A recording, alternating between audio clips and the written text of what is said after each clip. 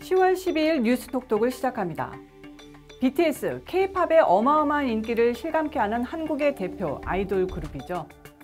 한국뿐만 아니라 전 세계, 특히 미국에서 최고의 인기를 고가하고 있는데요.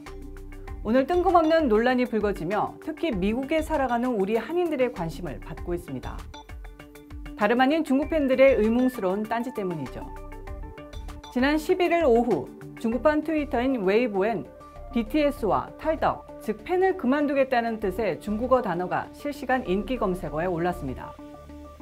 BTS가 지난 7일 미국에서 벤플리트 상을 받으며 한 소감 때문이었는데요. 벤플리트 상은 한미 관계에 크게 기여한 사람이나 단체에게 주는 상입니다.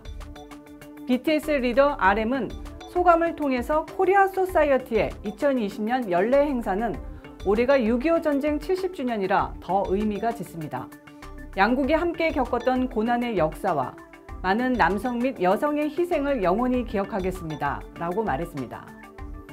한미 우호에 무엇보다도 각별한 우리 한인 동포들을 뿌듯하게 한 소감이었는데 이 말이 중국 네티즌들의 심기를 건드린 겁니다. 일부 중국 네티즌들은 BTS의 중국 팬들은 모두 매국노, 미국 눈치를 보는 한국인들은 주권의식도 없다고 반발했으며 대표적인 중화민족주의적 신문 환구시보 등은 이를 거들었습니다. 중국은 1950년 발발한 한국전쟁을 항미 원조전쟁으로 규정하고 있습니다.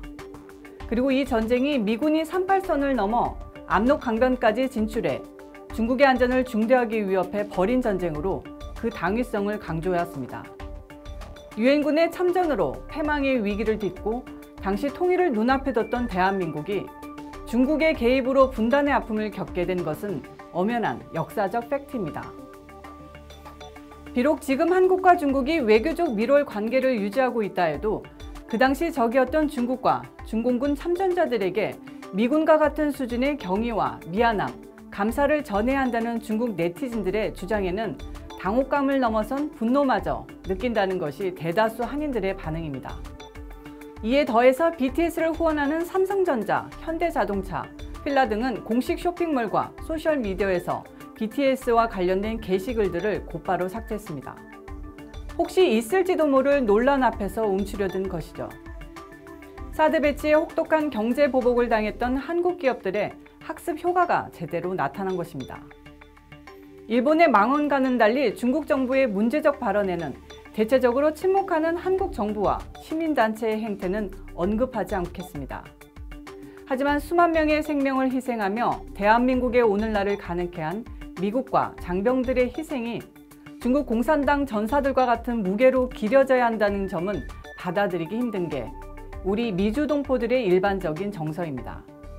트럼프 대통령이 벌이는 대중국 강경 정책이 전 세계인의 공감을 불러일으킨다는 것이 어떤 이유일까 다시 한번 생각해보는 오늘입니다. BTS는 전 세계의 아이돌입니다.